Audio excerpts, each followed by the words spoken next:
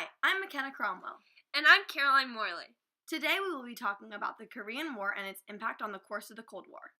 McKenna, what is it about the Korean War that really sparked your interest? Well, Caroline, can I only pick one? No. Foremost, the Korean War was the first military intervention by the United States in the Cold War. This showed countries around the world that the U.S. would break away from their traditionally isolationist policies to stop the spread of world communism. What do you find especially engrossing about this topic? I was just waiting for you to ask. For me, I find the Korean War especially interesting because due to it occurring near the beginning of the Cold War, it really set the tone for the resulting tension between the Soviet Union and the United States.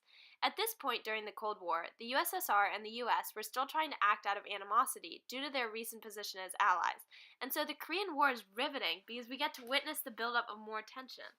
The Korean War is an important historical topic to study when looking at the Cold War because it led to sharp changes in U.S. policy and had large consequences for other key players such as China, the Soviet Union, and Western Europe. I hope all of you guys listening out there are able to take away the same amount of joy that we had when we first discovered the large effect this war had on the Cold War. Zip up your jackets, folks! The Cold War is about to get strikingly chilly with the developments of the Korean War. Brr. Did you know the Korean War is also called the First Hot War? This is very important because it involved active military conflict, which contrasted the lack of military force that is usually thought of when discussing the Cold War. This event is additionally important because it demonstrates what the U.S.'s position as a global leader meant in terms of sacrificing soldiers and resources to fighting against the spread of communism on a global scale. We have a special guest on our podcast today. Truman, would you like to talk about your thoughts on the Korean War?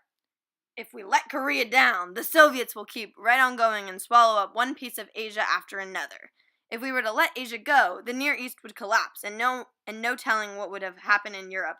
Korea is like the Greece of the Far East. If we are tough enough now, if we stand up to them as we did in Greece 3 years ago, they won't take any more steps. McKenna, do you want to start us off by quickly outlining the role of our two superpowers, the United States and the Soviet Union, in the Korean War? Why, yes, I would love to. Beginning with the United States, they were key players in this conflict in the way that they pushed themselves out of their typical stance on foreign policy in order to show their dedication to containment. The Soviet Union played a large role in the Korean War as it stood behind North Korea, both openly and more covertly, in an attempt to spread its sphere of communist influence. Caroline, do you want to highlight the importance of two key leaders in the United States, Truman and MacArthur, and their role in the Korean War? Sure. As seen through his previous creation of the Truman Doctrine, Truman held a hard-line stance that the U.S. had a duty to combat against the spread of communism. While MacArthur also held this belief as general, the way he conducted his military plans led for tension among leaders in the United States, leading to a lack of a united front. Moving on to specific people and their importance in the Korean War, I would love to give a quick preview of Stalin's mindset during this period of the Korean War. We've tracked down John Lewis Gaddis to say a few words. So John, would you like to give a few thoughts on this topic at hand? Stalin was determined to have the Chinese confront the Americans, but at the same time so determined not to have the Soviet Union do so that he would have sacrificed North Korea altogether had Mao refused to intervene. It was a simultaneous risk-taking and risk avoidance, suggesting that Stalin was prepared both for a Sino-American war and an American occupation of the entire Korean peninsula. He left it to Mao to decide which it was to be. Wow! Thank you so much, Johnny, for taking the time to talk to us today. Caroline, I know you've been itching to outline the role of the leaders in the North and South Korea in the start of this war. The two leaders in Korea, although polar opposite in their ideology, were more similar than you might imagine. Although they both wanted a unified Korea, they each wanted to implement their own form of government, whether that be a nationalist or communist government, and exclude the others. Although Syngman Rhee was backed by the United States, many of his methods in controlling his people were similarly as terrible as Kim Il-sung. Let's hit the timeline, Caroline. Get ready to whip out some dates. In 1910, Japan annexed Korea. In 1943, the Cairo Declaration was formed by nationalist China, Britain, and the U.S. This declaration stated that Korea should be free from Japan. Caroline, what was Stalin's response to this? Well, what might actually take you by surprise is that initially Stalin agreed with this declaration. He believed that a trusteeship should be formed for Korea with aid from the US, USSR, Britain, and nationalist China.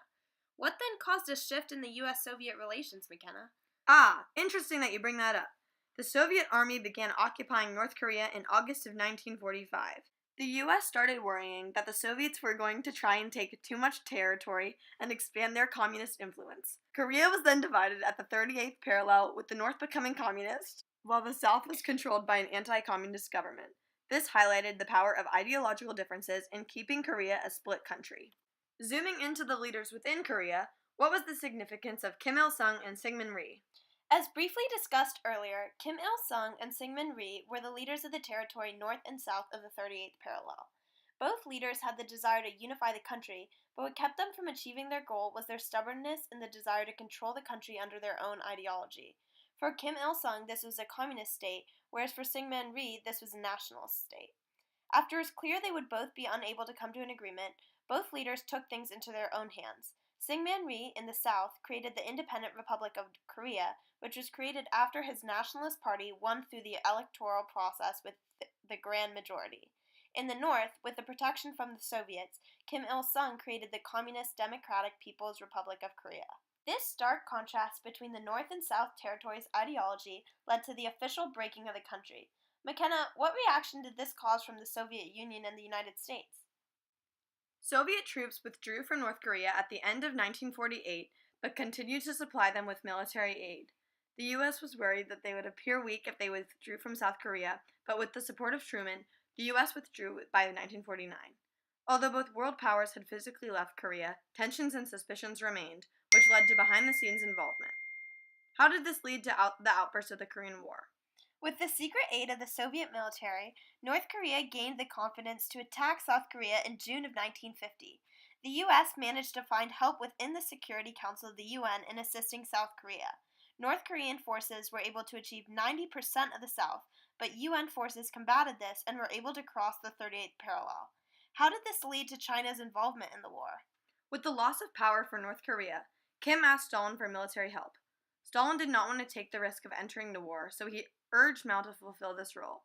With the help of the PRC, South Korean troops were driven back across the parallel, and the U.S. was faced with new challenges. Why was the Korean War not able to be ceased until July of 1953, Caroline? The Indian ceasefire was proposed in December of 1950 to try and get the PRC to stop advancing beyond the 38th parallel. Although they faced some challenges in choosing a stance to adopt, the U.S. ended up supporting the agreement, which gained them UN support. Mao ended up rejecting the proposal because he was determined to stop American imperialism. By 1951, armistice negotiations were being discussed. Mao and the PRC were open to a truce in hopes of achieving a long-term victory over the U.S. by settling in the short term. In 1953, Eisenhower was elected president and was determined to end the war. The Soviet Union also had new leadership with Khrushchev, who also wanted to end the war. In July of 1953, the 38th parallel was established as a short-term dividing mark, but has remained a partition ever since. McKenna, moving away from our timeline, what external factors contributed greatly to this event? Ideological differences were very prominent in furthering the Korean War. It is evident that the United States' fear of communist expansion by the USSR was a key factor that contributed to their involvement. We can see the large role that politics played in this war by examining the shift in the agendas of different leaders. Truman was concerned with upholding America's reputation by involving themselves in the war. MacArthur's hardliner mindset caused him to push forward policies that ended with the U.S. fully victorious. Eisenhower appealed to the people's desire to end the war and did as he promised once elected. Economic factors were also a driving force in the termination of the war. Both world powers wanted to back out so they did not have to continue spending large amounts of money on military forces. Any last-minute thoughts before we go, Caroline? Wow, I can't believe how fast the time has flown by. To wrap things up, the Korean War was significant in creating a Cold War that went global. Due to the conflicting perspectives of Truman and MacArthur, they both ended up trying to blame each other. This led to their reputations diminishing. This enabled Eisenhower to fill this void as a president who listened to his constituents.